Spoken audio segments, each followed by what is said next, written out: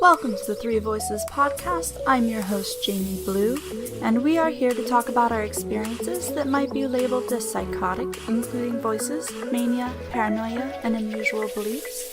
Some of us have been hospitalized and been given diagnosis. Some of us have not. We are free to use any language we want to explain our experiences and extreme states, including salty or triggering language, and some people will describe their experiences as positive, spiritual, or supernatural. We're here to share and listen and learn, so it's okay if you hear things you agree with or disagree with. It's okay if you like your meds, don't like your meds, or aren't taking any meds. It's okay if you like your doctor or hate your doctor. We respect a diversity of views. Please do not believe or disbelieve anything that we talk about here. Just be open-minded and do your own research. With the occasional exception, we are not professionals, doctors, or therapists. We are not giving advice. We are simply peers who are telling our personal stories and sharing our own experiences from our perspectives. It is our hope to share what we have gleaned from our experiences and from our gathered knowledge, the same knowledge that you yourself can find through sources such as the internet, books, and other media. We will always put links in the description below so that you yourself can do your own research. If at any time you believe that you have anything that needs to be treated or diagnosed, we recommend that you see a professional and seek out help.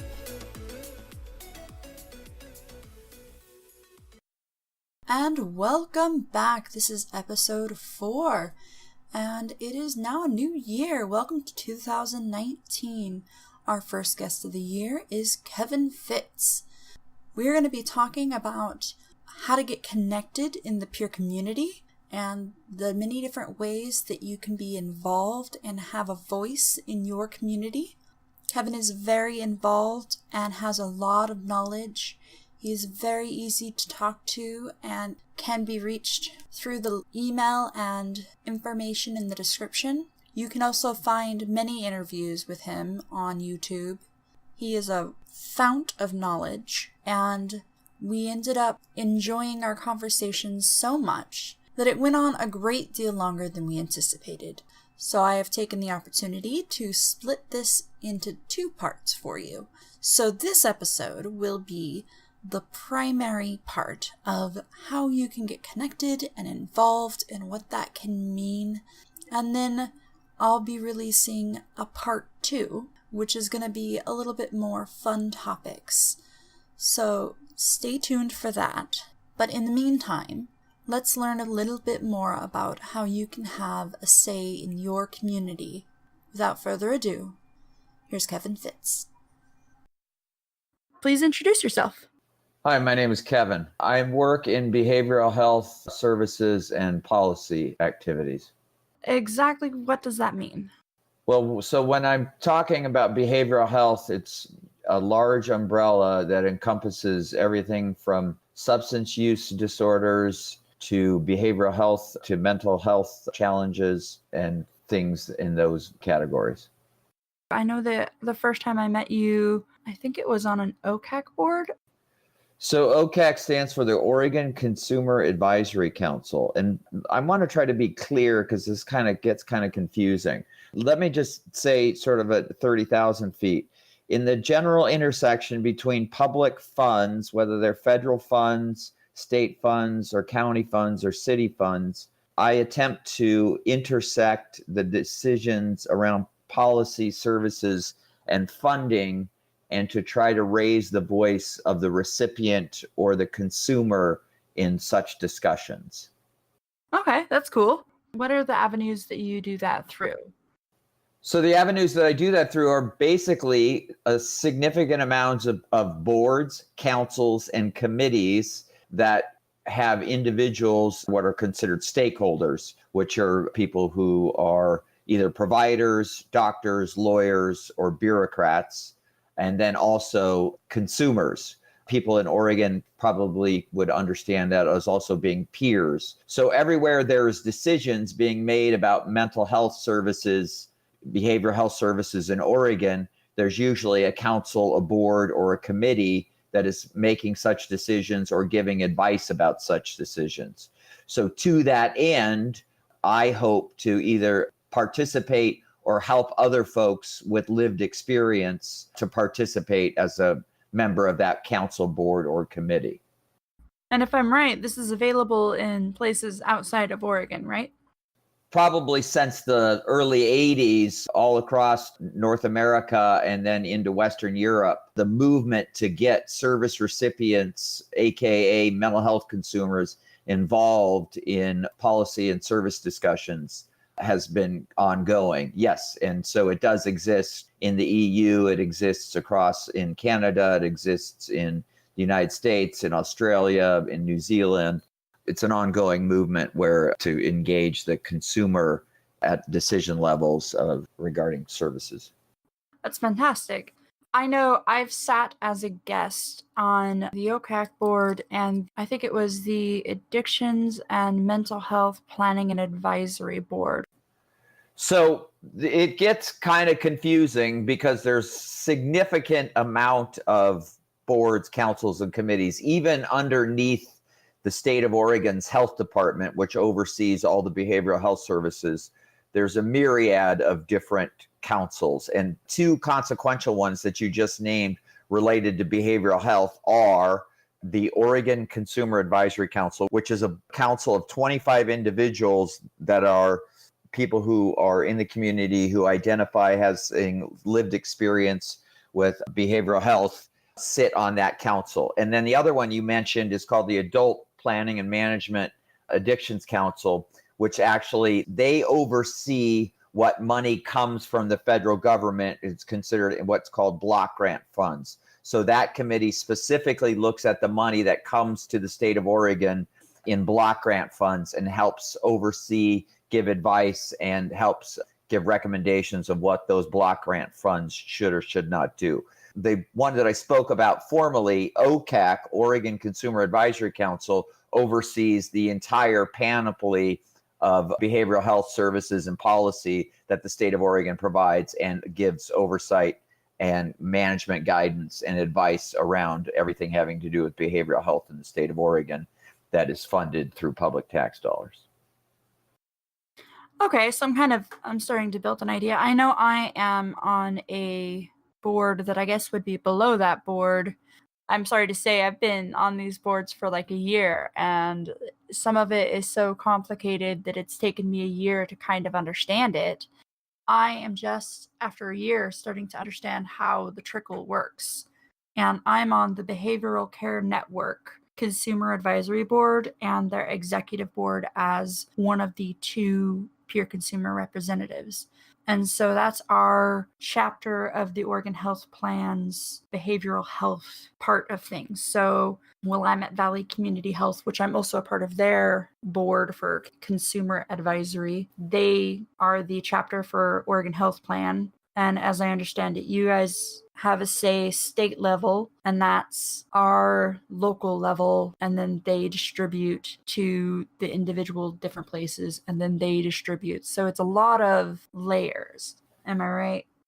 It is a lot. One thing I wanted to ask you, if you ever remember Pee-wee's Playhouse, did you ever see the alarm clock that Pee-wee woke up in the morning, how complicated just the schema for all the different bells, whistles, things that had to happen to ultimately end up waking Pee-wee Herman up in the morning? Did you ever see that?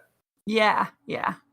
The complexity of talking about things like the Oregon Health Plan, the Oregon Health Authority, the Consumer Advisory Councils of the Coordinated Care Organizations, the Behavioral Health Mid-Willamette Valley Council starts to, for the uninitiated, gets really quickly, either your eyes glaze over or, like you said, the amount of time to understand the landscape and the nuances in it and all the different tributaries. I've been working on it for 30 years, and it seems like every 10 years or so, they change the whole maps, and been working aggressively for the last 6 years to try to think, I get some comprehension of understanding it. But trying to talk to people on an 8th grade reading level about what we're talking about is really challenging, to break it into bite-sized little intellectual-sized pieces that people can understand what we're talking about, because it's so vast and so, like I said, you have to be initiated to even understand what you mean by a peer or a consumer or a behavioral health advisory council or a managed care, Medicaid managed care organization, AKA coordinated care organizations in Oregon. Plus they all have 15 different names, et cetera, et cetera. So it is a labyrinth of an awful lot of wonky sounding things and very confusing to the rookie, I think. What do you think? I definitely agree. And yet, I feel like it's also something that I've been a guest at boards. I've also been on board at different levels. I was also a state rep for Head Start because my son was in Head Start. And there are people who just show up because they have a concern and they can speak, and then that in itself is good. And as I've just stated, from the tippy top all the way down to the very bottom, there are peers involved, which I find beautiful, because that wasn't always so. And from crossing over the lines from, hi, I'm over here speaking for mental health and Oregon Health Plan, and hi, I'm over here speaking in education, and I'm talking to the people who are the directors of the school board, and telling people who are parents, oh, did you know that you can go over here and sit in and talk to them about that? Oh, and I'm over here with the mental health people saying, oh, you have concerns about your school? Did you know you can go over here to the school board and you can do the same thing and talk to them? And so you can sit in and not have to know all of it and still say, hi, this is what I'm experiencing, and give your opinion and still be heard. But if you do have a passion for it, it is totally worth sitting in and listening and learning. I totally agree. I did not mean to suggest that people should be discouraged from seeking out and participating in such activities. I just think that for some folks to try to understand, don't be beleaguered by the amount of sophistication, complexity, and also pace yourself about, you don't necessarily need to understand the whole elephant to talk about his trunk or his tail. And also, too, we're not talking about sex, drugs, and rock and roll. We're talking about participating in policy and service decisions at a management level, which to some people doesn't sound very exciting. But the most exciting part is when you put your shoulder to an effort and then either cooperate with others or collaborate with others to make consequential or significant change or move in that direction. That's where the revolution is. That's the fun, or that's the sweet spot to me, why I do this, because I want to make a difference and I want to help my colleagues make a difference as well. I completely agree with that. And like you said, you don't have to understand the whole elephant. And if you go and then you find your niche, if homelessness is your niche, then you can go to things that specialize in that. If drugs and alcohol is your thing, if that's what you have gone through, if that's what you have survived, if that's what you know, that's what your voice is in, that's what you can go to. You don't have to understand any of the rest of it because that's what you already know. So you can just completely ignore the rest. And you don't have to know anything more than your own experiences, and you're going to know a lot. I agree. The people who buy products from Fred Meyer don't need to understand exactly how it's financed and who the captains of all their departments are to complain about the product or say how to improve the product that they bought to make it better. I agree. Exactly. So as we've been going through, the episodes we've had so far have been about things with peer support and with open dialogue and with things that I think are absolutely beautiful, but at the same time, I'm realizing aren't as available yet, but we're working on making available. And so each time you've actually been brought up as being somebody who is lobbying, I guess is the word. Yes, I identify myself as a person who is a volunteer lobbyist for the everything under the sun having to do with consumer involvement and the peer workforce. So if people are listening and they wanted to get involved or try to get the word out or get in contact, how would they do that?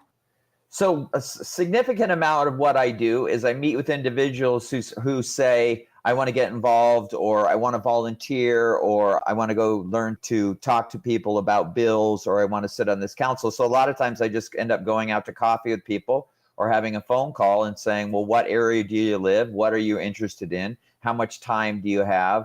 How well do you deal with issues that we don't speak up enough. Like, for example, I want to explain sometimes that my biggest fear in some of this is that people who get initially involved and their sense of burnout or their sense of expectation, how that sometimes that has led to discouragement or people withdrawing because they had different ideas about how government policy and bureaucracies work. And they were disappointed that their initial involvement didn't lead to system revolution change as fast as they wanted it to.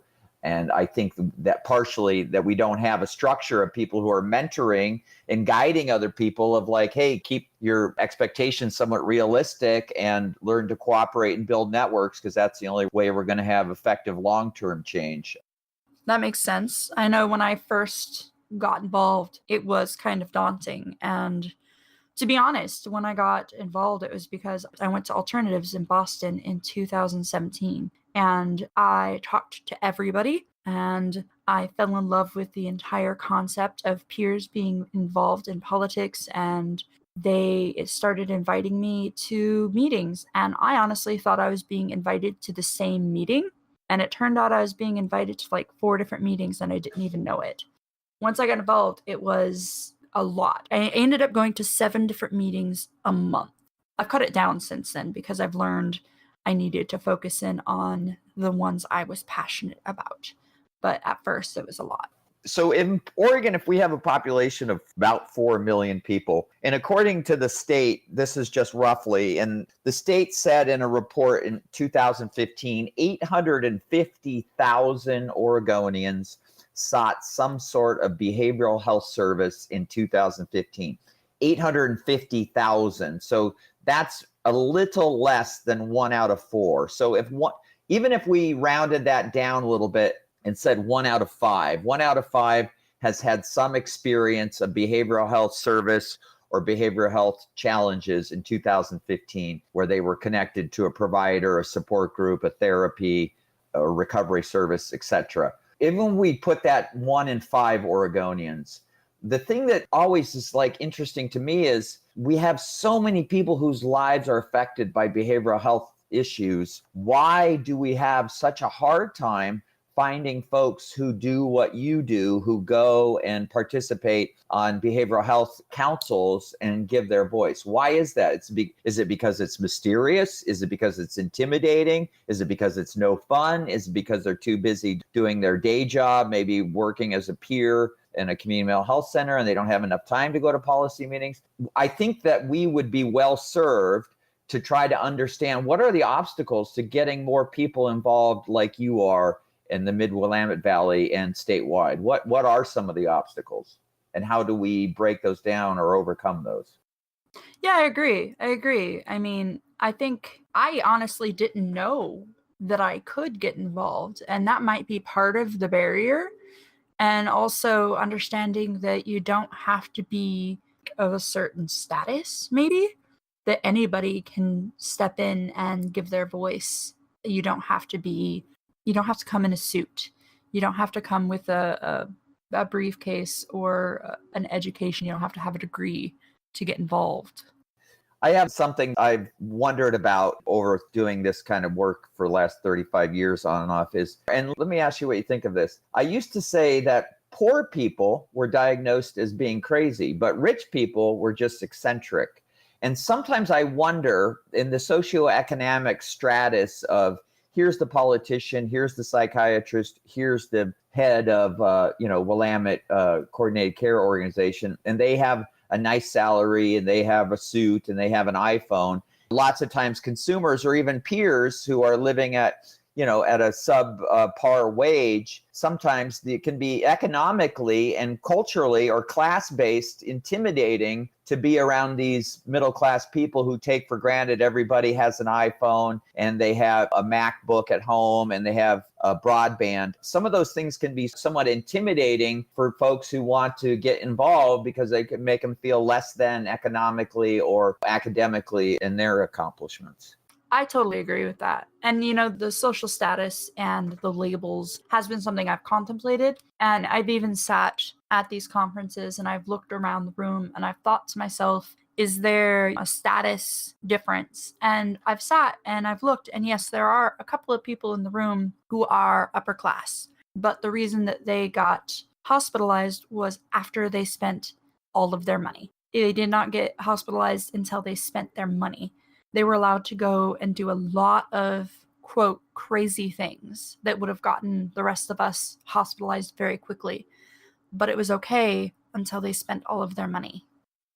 Yep, you actually see that, particularly on the East Coast, up in northeastern United States. They have what are sometimes referred to as therapeutic farms. And a lot of them are basically private pay, where you go stay 6 to 9 months and pay $10,000 a month, or your relatives do, to get similar services that people in Oregon might actually get at a state hospital, but in a more crowded, less spa-like atmosphere. But there are people who start out from upper middle class or middle class families that the floorboards break through and their system of services and treatment fails them so significantly, they end up in the public system because they've exhausted all their private resources, and or the family has disowned them or distanced themselves from them. Yeah, and then they wind up finding themselves through the peer community, which I find fantastic because by what I've heard from them speaking themselves and their own story, they find themselves in a more true manner after they find the peer community. I agree. The challenge, I fear, with the rapacious, ongoing, aggressive building of a diagnostic code and a behavioral label for everything that seems odd, awkward, or nervous does not bode well for humankind. And so in my own grandiose fantasies, I think pushing the voice and encouraging the voice of the recipient, the user, the consumer, or the peer to say, hey, it's okay to be different. Hey, it's okay to live with such challenges. It does not make me worthless or not equitable. I do think that the future of the human race depends on raising the voice of people with emotional and mental health challenges, because I think that is where we'll find our conscience and our heart, instead of becoming glossed over cyborgs who just want to be posing for Instagram pictures. I can agree with that. I know that there's been a lot of different issues that we have figured out ways to make it really, really easy for people to contact their senators for things like making sure that your rights for the internet are kept secure, and making sure rights for a lot of things are kept secure. And I'm not going to minimize the efforts for that, but I'm surprised that we haven't figured out a way to do that for mental health. And at the same time, I'm kind of on that line where I know that we can do it, and yet I myself have not. You know what I mean? So it raises the issue of 1, time, 2, understanding where to push the buttons, and 3, sophistication of message and an expectation of results. I'm not going to go be pushing boulders uphill all day long if there's no hope of them not rolling back down at me at the end of the day. Secondly, one of the things that I think that we are getting more understood about in these movements or movement is that there are folks that have talented speaking skills or social intelligence skills. But what we lack, one of the things that I think that we forget about, is that the army of folks that are good at telling their story and doing that, we also need folks that are sophisticated at database management, people that are consequentially gifted at audio, video recording, editing, and production, and also people who are sophisticated at social media outreach. And I sometimes think that we in our community take that for granted. Like I said earlier, if there's 850,000 people whose lives have been touched directly by behavioral health services in 2015, why do we have a listserv of only 100 peers in Oregon? Why isn't there 4,000, 5,000, 10,000 people on an email listserv of people who are in behavioral health services as identifying as a consumer or a peer? Sometimes I think that we'll not try to be critical, but what keeps us from becoming more professional is sometimes we either don't have the aptitude or the skills, or we don't do concerted enough outreach to include those people in our collaborations or our activities. I agree with that. And also making sure that people know that, like you said, Those skills are important and they're necessary. And if that's the skills you have to give and you're looking for a way to give, please make it known. Look for a way to volunteer. There's lots and lots of organizations that are out there that are looking for people who can help make their stuff stand out and make their messages stand out. And you can volunteer. There are paid volunteer positions that are available. And there's a lot of things that with this, I'm doing social media and I'm finding it surprises me how much work there is in that. And it surprises me there is a lot of mental health stuff, but not a lot for any one place. There's 2 things for that place, 1 thing for that place. Here's the challenge that I find every time. So I can go talk about calculus and say that you or your husband is a genius in mathematics. We can agree that 1 + 1 = 2. And we can agree on all these agreed on ideas of what math is or what math isn't.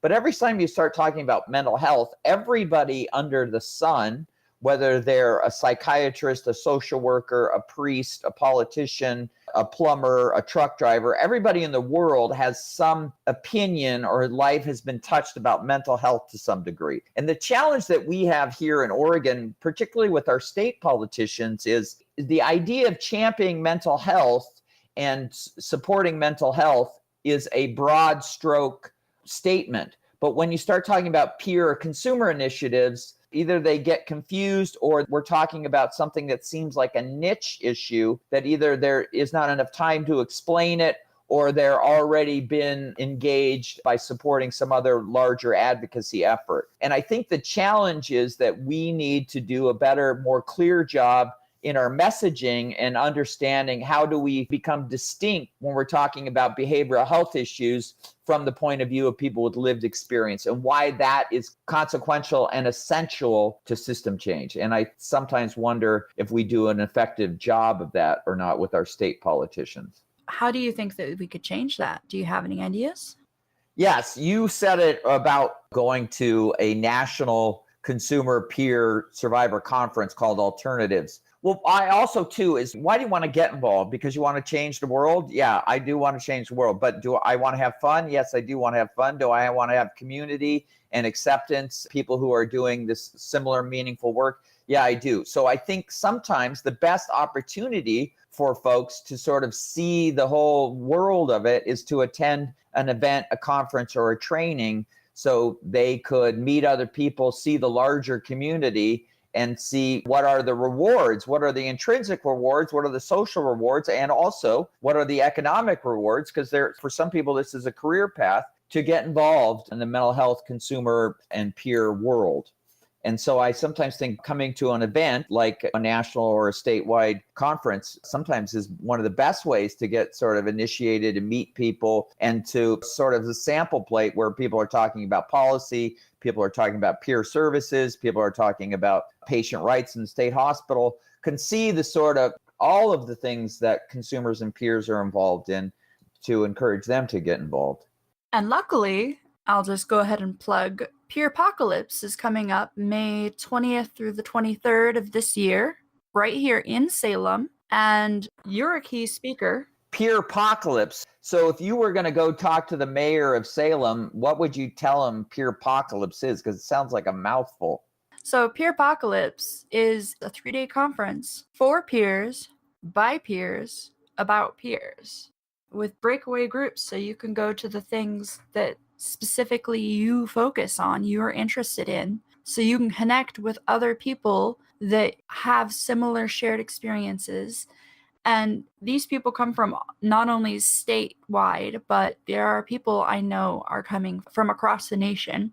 And because it's run by peers, we aren't being dampened by government rules. We are allowed to speak openly and honestly about our experiences and about how we can support one another, because we try not to help, we try to support. It's for us and how we can support ourselves and then go forward and be a better version of ourselves and be able to be a better voice for ourselves and each other. How would you describe it? I would say exactly what you said, a conference for, by, and of people who identify as mental health consumers, psychiatric survivors, or peer support workers in Oregon and internationally, I think. And I think the thing that I think is exciting is that it's a robust community. And although it's a growing movement, lots of people who attend get excited and encouraged to get more involved after attending such things. And also a place to have fun and make friends, which is also part of the deal. Why get socially engaged or vocationally engaged, or what is the reward? I tell people over and over again, I love what I do. I wish I had 10 lawyers and a 20-person communication, PR, writing team as well. But I love what I do. I think I don't think there's anything more meaningful to do with my life than encourage people who have had lived experiences to get involved and help direct change and support behavioral health services and initiatives that benefit our wellness and our healing. Time's up, at least for this one. But don't worry, because Kevin's passion doesn't run out and neither does mine. Stick around because there's going to be a bonus episode where we both dig into our passions a little bit more. We'll be able to talk about a conference that's coming up where we are both going to be involved. We'll talk about philosophy, spirituality, and more in-depth thought process about the way peer services are run and our experiences with those. We find ourselves asking some of those deeper questions. So please come back and join us again for part 2 with Kevin Fitz. And remember to look in the description for links to the various things that we've talked about and ways to contact each of us. And thank you for listening to the Three Voices podcast. We'd love for you to be a part of the conversation. So if you have any questions or comments, please reach out to us at our Facebook page, Instagram, Twitter, or through Gmail. Until next time, don't forget to take care of yourself and each other.